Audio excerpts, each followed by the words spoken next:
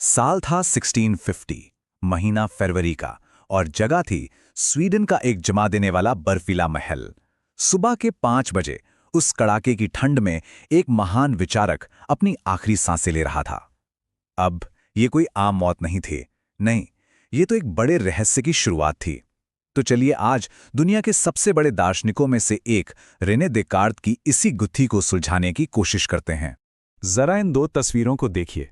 एक तरफ वो देकार्त हैं जो अपनी पूरी जिंदगी सुबह 11 बजे तक अपने गर्म बिस्तर में लेटकर सोचने में बिता देते थे। उन्हें अपनी सुरक्षा और अपना अकेलापन सबसे ज्यादा प्यारा था। और फिर दूसरी तरफ उनकी मौत, एक बर्फीले महल में सुबह सुबह बीमारी से। मतलब कितना बड़ा, कितना अजीब विरोधाभास है ना।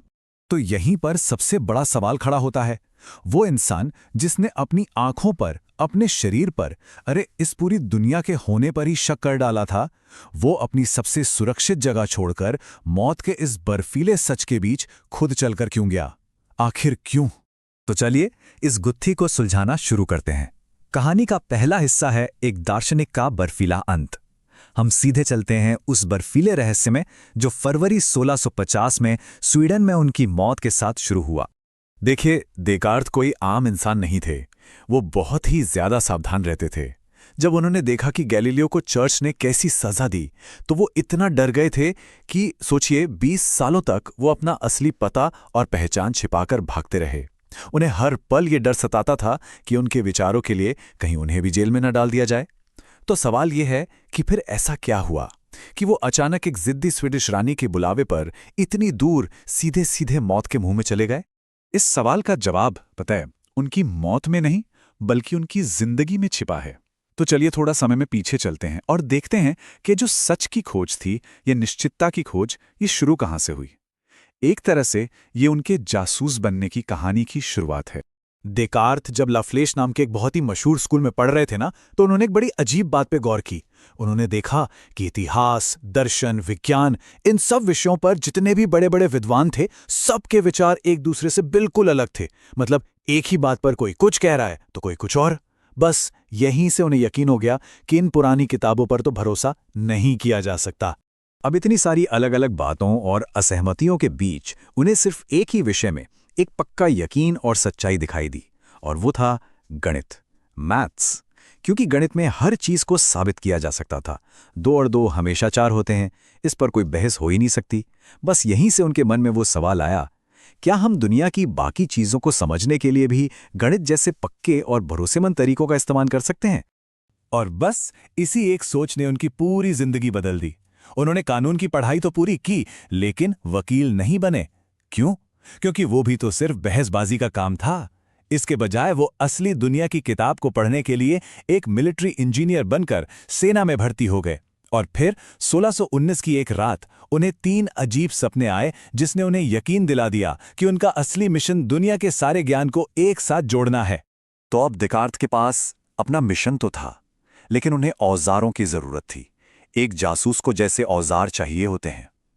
और यहीं से उनकी सबसे मशहूर तकनीक का जन्म हुआ, वास्तविकता से ही पूछताछ करना। ये थी उनकी संदेह की विधि, यानी एक जासूस की तरह हर चीज की सच्चाई को परखने का उनका बिल्कुल अनोखा तरीका। इस जांच पड़ताल के लिए देकार्त ने 4 बड़े ही सरल से नियम बनाए। पहला नियम, किसी भी बात को तब तक सच मत मानो जब तक कि वो शीशे की तरह साफ ना हो, जब तक शक की कोई गुंजाइश ही ना बचे। दूसरा, हर मुश्किल समस्या को छोटे छोटे आसान हिस्सों में बांट लो। तीसरा, हमेशा सबसे आसान चीजों से सोचना शुरू करो और फिर मुश्किल की तरफ बढ़ो। और चौथा और सबसे जरूरी, अपने काम की बार बार जांच करो ताकि कुछ भी जरा सा भी छूट ना जाए। ठीक है, तो जांच शुरू की जाए। पहला संदिग्ध, कटघरे में सबसे पहले कौन खड़ा होगा? हमारी अपनी इंद्रियां, हमारी आंखें, हमारे कान, हमारी त्वचा, मतलब वो सब कुछ जो हमें बाहरी दुनिया की जानकारी देता है। देकार्त का तर्क बहुत सीधा था। हमारी आंखें, हमारे कान, ये हमें धोखा देते हैं। कभी कभी तो देते ही हैं ना, जैसे दूर की चीज छोटी दिखती है या पानी में सीधी छड़ी भी टेढ़ी नजर आती है। तो अगर हमारी इंद्रियों ने हमें एक बार भी धोखा दिया है, तो हम उन पर पूरी तरह से 100% भरोसा कैसे कर सकते हैं? नहीं कर सकते। इसलिए इंद्रियों से मिली जानकारी को सच नहीं माना जा सकता। ठीक है, तो इंद्रियों पर तो भरोसा नहीं कर सकते, लेकिन जांच अब और भी गहरी होने वाली थी। अब शक सिर्फ इंद्रियों पर नहीं, बल्कि इस पूरी दुनिया पर था। हमारे जागते हुए होने के अनुभव की सच्चाई पर ही था। देकार्त ने एक बड़ा कमाल का सवाल पूछा। उन्होंने कहा, जब हम रात में कोई सपना देख रहे होते हैं तो उस वक्त तो वो सब कुछ बिल्कुल असली लगता है ना? हम सपने और सच में कोई फर्क ही नहीं कर पाते। तो इस बात की क्या गारंटी है? हम कैसे पक्के तौर पर कह सकते हैं कि अभी हम जो कुछ भी देख और सुन रहे हैं वो सिर्फ एक बहुत लंबा, बहुत असली सा दिखने वाला सपना नहीं है? और अब हम शक की सबसे आखिरी, सबसे गहरी और शायद सबसे डरावनी हद तक पहुंचते हैं। यहां देकार्त ने एक ऐसे धोखेबाज के बारे में सोचा जो इस कहानी का सबसे बड़ा विलन, सबसे बड़ा संदिग्ध था। जरा सोचिए, क्या हो अगर कोई बहुत ही चालाक, बहुत ही ताकतवर दुष्ट दानव है जिसका बस एक ही काम है, हर पल हमें धोखा देना। वो हमारे दिमाग में झूठी बातें डाल रहा है। वो हमें ये महसूस करा रहा है कि एक आसमान है, एक धरती है, हमारा एक शरीर है, जबकि असल में इनमें से कुछ भी मौजूद नहीं है। सब कुछ एक धोखा है। अब सोचिए, जब हर चीज पर शक किया जा सकता है, जब सब कुछ, हर एक चीज एक धोखा हो सकती है, तो क्या कुछ सच बचा है? हाँ, और यहीं पर इस जासूस को आखिरकार वो एक सुराग मिलता है जिसे झुठलाया नहीं जा सकता। देकार्त ने एक तरह से खुद को एक बौद्धिक खाई में खड़ा कर लिया था। अगर हमारी इंद्रियां झूठी हैं, हमारी ये दुनिया एक सपना हो सकती है, हमारा शरीर एक धोखा हो सकता है, तो क्या कुछ भी ऐसा बचा है जिस पर भरोसा किया जा सके, जो पूरी तरह से सच हो? और तभी उन्हें जवाब मिला। उन्होंने सोचा, वो दुष्ट दानव मुझे हर चीज के बारे में धोखा दे सकता है, लेकिन वो मुझे इस बात पर धोखा नहीं दे सकता कि मैं शक कर रहा हूं। और अगर मैं शक कर रहा हूं तो इसका सीधा सा मतलब है कि मैं सोच रहा हूं। और अगर मैं सोच रहा हूं तो मेरा होना तो तय है, मेरा अस्तित्व तो है। मैं सोचता हूं, इसीलिए मैं हूं। यही वो पहला, सबसे पक्का और अटूट सच था जिसे कोई झुठला नहीं सकता। और इसी एक सच के आधार पर देकार्त ने मन और शरीर के बीच एक बहुत ही साफ लकीर खींच दी। इसे दर्शन में मन शरीर द्वैतवाद या माइंड बॉडी डुअलिज्म कहते हैं। उन्होंने कहा कि मन जो है वो एक सोचने वाली चीज है जिसकी कोई लंबाई चौड़ाई नहीं है, और शरीर क्या है, वो बस एक भौतिक मशीन है जो जगह घेरती है।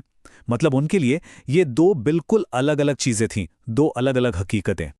तो अब जब देकार्त के पास ये एक अटूट सच आ गया था, उन्होंने इसी एक ईंट का इस्तेमाल करके ज्ञान की पूरी इमारत को फिर से खड़ा किया, और यहीं से रखी गई आधुनिक दर्शन की नींव। उनका अगला तर्क कमाल का था।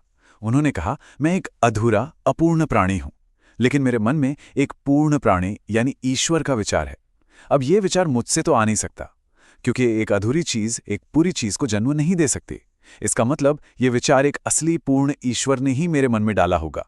और क्योंकि एक पूर्ण ईश्वर अच्छा होता है, वो धोखेबाज नहीं हो सकता, वो हमें धोखा नहीं देगा। और इसका सीधा सा मतलब ये हुआ कि जिस बाहरी दुनिया को हम तर्क और गणित से समझते हैं, वो सच में मौजूद है। बस इस एक विचार ने सब कुछ बदल दिया। इसने विज्ञान के लिए दरवाजे खोल दिए और सच का आधार किसी किताब या राजा से हटाकर हर इंसान के अपने तर्क पर रख दिया। और यहीं से हुई आधुनिक दर्शन की शुरुआत। तो चलिए अब वापस अपनी शुरुआती गुत्थी पर आते हैं कि आखिर देकार्त की मौत हुई कैसे। हुआ ये कि स्वीडन की उस भयानक ठंड में अपने एक दोस्त की देखभाल करते हुए उन्हें निमोनिया हो गया। उस जमाने के डॉक्टरों ने इलाज बताया, शरीर से खराब खून निकालना। लेकिन देकार्त, जो शरीर को एक मशीन की तरह समझते थे, वो जानते थे कि खून निकालने से वो और ज्यादा कमजोर हो जाएंगे। तो उन्होंने अपने ही तर्क के आधार पर इलाज से मना कर दिया और बहुत शांति से मौत को स्वीकार कर लिया। देकार्त ने हमें एक बहुत बड़ी चीज सिखाई कि सच्चाई तक पहुंचने का रास्ता शक से होकर गुजरता है। हर चीज पर सवाल उठाना जरूरी है। उन्होंने ज्ञान का आधार पुरानी किताबों से हटाकर हर इंसान की अपनी सोच, अपने तर्क पर रख दिया। तो जाते जाते एक सवाल छोड़ जाता हूं, ऐसी कौन सी एक मान्यता है जिसे हम सब हमेशा से सच मानते आए हैं, लेकिन उस पर कभी देकार्त की तरह शक करने की हिम्मत नहीं की?